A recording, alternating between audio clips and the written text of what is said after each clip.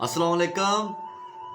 तुहाडा भरा तुहाडा वीर रिजवान जानी आरजे स्टूडियो तू लाइव मिठियां गल्लां ते सोहणियां गल्लां ते सच्चियां गल्लां लैके हाज़री खिदमत हो गया ते अज छोटा जिहा सोहना जिहा प्रोग्राम मेरे सोहने वीर मलक अवैस रज़ा कादरी फखरे खुआर उन्हां दी नज़र मलक अवैस साहब जरा सुन के मियाँ मुहम्मद बख्श रहमतुल्लाह अलैह फरमांदे न ते कख स्वाद ना मिश्री अंदर ते कख स्वाद ना मिश्री अंदर असां खंडां भी चख डिठियां असां खंडां भी चख डिठियां इन्हां सारियां चीज़ां नालों गल्लां सजण दियां मिठियां इन्हां सारियां चीज़ां नालों गल्लां सजण दियां मिठियां।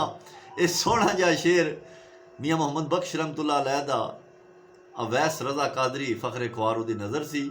अवैस साहब राजी रहे जी।